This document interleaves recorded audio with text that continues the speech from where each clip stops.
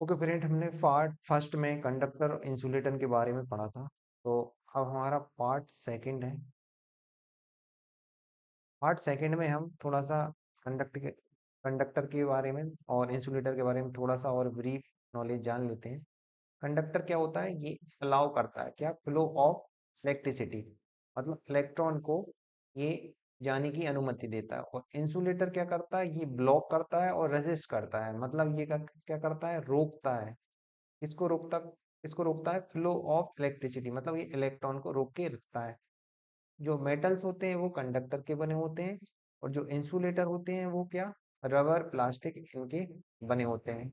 इनकी कुछ डेफिनेशन है, आप यहाँ से इनको पढ़ सकते हैं। अब थोड़ा वोल्टेज, इलेक्ट्रिक करंट और प्रतिरोध के बारे में जानते हैं। वोल्टेज क्या होता है?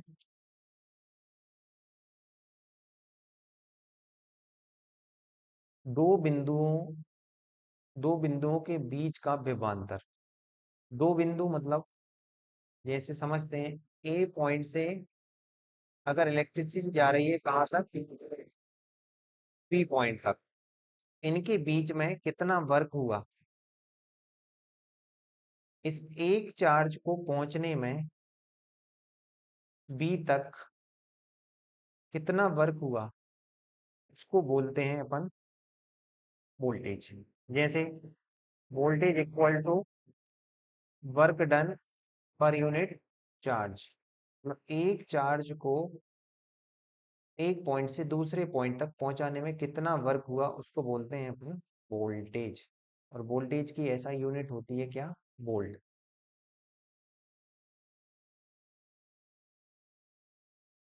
इसके बाद इलेक्ट्रिक करंट। यह एक प्रवाहकीय माध्यम से विद्युत आवेश, मतलब इलेक्ट्रिक चार्ज की गति है, जिसे हम आई से डिनोट करते हैं। आई इक्वल टू क्या होता है?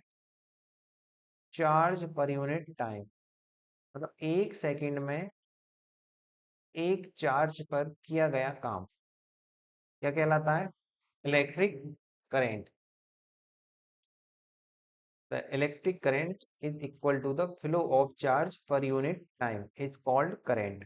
करंट की ऐसा यूनिट होती है एम्पियर, जिसका फ्रांसीसी वैज्ञानिक एंड्रे मैरी एम्पियर के नाम पर रखा गया है।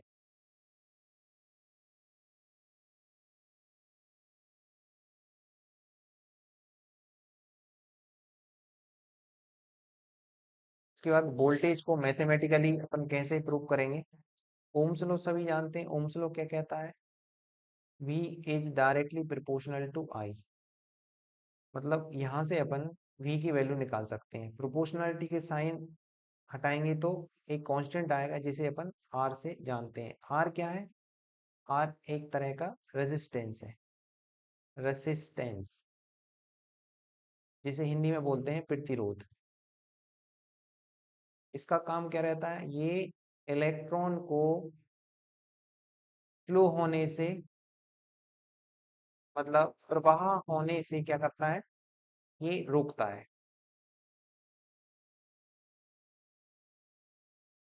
तो ये आपका वोल्टेज का फॉर्मूला है, V equal to I into are.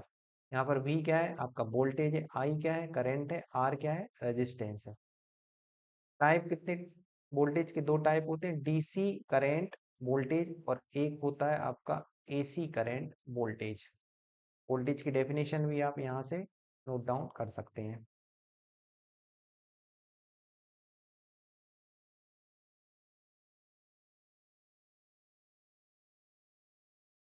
इसके अलावा वोल्टेज से रिलेटेड एक वीडियो मैंने अपलोड किया गया है, इसको आप देख लीजिए। पोटेंशियल और पोटेंशियल डिफरेंस।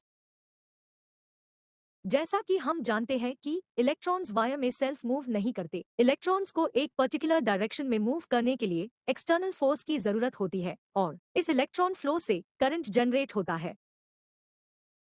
ये एक्सटर्नल फोर्स बैटरी के थ्रू प्रोवाइड किया जाता है। बैटरी में दो टर्मिनल होते हैं, जिनमें से एक पॉजिटिव टर्मिनल और एक नेगेटिव टर्मिनल होता है। इन टर्मिनल्स को इलेक्ट्रोड्स कहा जाता है। शुरुआत में ये इलेक्ट्रोड्स न्यूट्रल होते हैं, यानी उन पे कोई चार्ज नहीं होता। बैटरी के इनसाइड केमिकल रिएक्शन होता है। ये रिएक्शन बैटरी में मौजूद इलेक्ट्रोलाइट के कारण होता है। इस रिएक्शन के कारण पॉजिटिव और नेगेटिव चार्ज आयंस प्रोड्यूस होते हैं। बैटरी के दोनों इलेक्ट्रोड के पास चार्ज को अट्रैक्ट करने की प्रॉपर्टी होती है और इस प्रॉपर्टी के कारण पॉजिटिव और नेगेटिव चार्ज डिफरेंट इलेक्ट्रोड पे डिपॉजिट होते हैं और उन इलेक्ट्रोड्स पे पॉजिटिव और नेगेटिव चार्ज इंक्रीज होता है। इलेक्ट्रोड्स पे जो चार्ज क्रिएट होता है उसे हम इलेक्ट्रिक पोटेंशियल कहते हैं और दोनों इलेक्ट्रोड्स पे क्रिएट हुए चार्ज के डिफरेंस को हम पोटेंशियल डिफरेंस कहते हैं। अब जैसा कि हम जानते हैं कि इलेक्ट्रॉन्स नेगेटिव चार्ज से रिपेल होते हैं और पॉजिटिव चार्ज से अट्रैक्ट होते हैं, तो इसी कारण इलेक्ट्रॉन्स नेगेटिव इलेक्ट्रोड से पॉजिटिव इलेक्ट्रोड की ओर फ्लो करना स्टार्ट कर देते हैं, जिसकी वजह से करंट बनता है। अब क्योंकि इलेक्ट्रॉन एक टर्मिनल से दूसरे टर्मिनल की तरफ फ्लो कर रहा है, जिससे वर्क डन होता है, वर्क डन बाय चार्ज को हम इलेक्ट्रिक पोटेंशियल डिफरेंस कहते हैं, जिसे हम V से डिनोट कर सकते हैं। इलेक्ट्रिक पोटेंशियल को हम वोल्टेज भी कहते हैं और इसकी SI यूनिट वोल्ट होती है। थैंक्स।